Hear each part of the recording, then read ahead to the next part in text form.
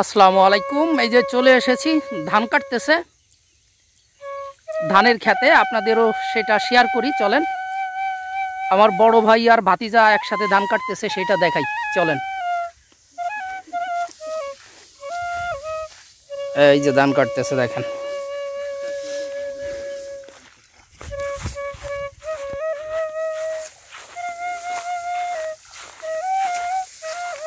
আহাত, কেমন আছো?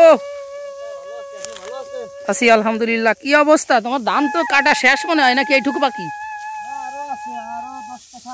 আরো 10 কাঠা আছে। কেমন ফলন হয়েছে এবার? কও।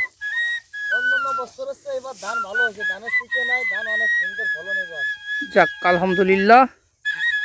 এই যে হলো ভাতিজা আমার, এই যে ভাতিজা দেখেন কিভাবে পোজ দিচ্ছে। ভাতিজা প্রচুর পরিশ্রম করে আসলে, ধান লাগানোতে কাটাইতে সব। এই যে হলো বড় ভাই। বড় ভাই ভালো আছেন তো? আছি আছি। বলো ভাই, কি শুনলাম ভাবি নাকি অ্যাক্সিডেন্ট করছে? পরে কেমনে কি? হ্যাঁ,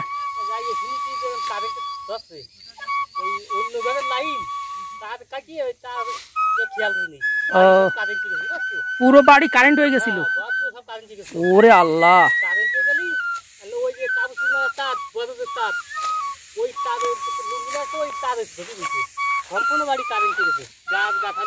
তারপরে ভাবি কি সুস্থ আছে? ওরে আল্লাহ, কেউ ছিল না বাড়ি? তো তো বিপদ, আল্লাহ দিয়ে রোয়া শেষ রহমত। হ্যাঁ,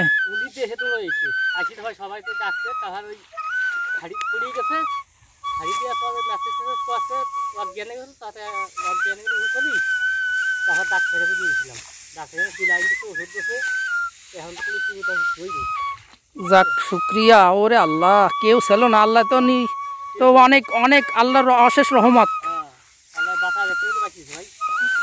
অশেষ রহমত। হ্যাঁ, বুঝতে পারছি।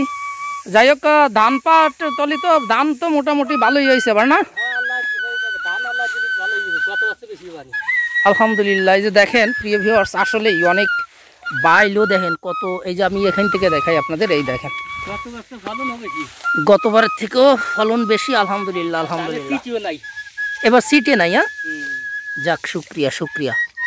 দেখেন আসলে ফসল ভালো লাগলে আসলে খুব ভালো লাগে, মনের দিক দিয়েও অনেক ভালো লাগে।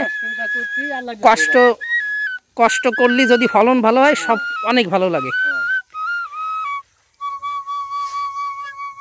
তো এই হলো আমারই। আর ওই পাশে যে ভাতিজা, এই যে আহাত কই, একটু হাই হুই দাও।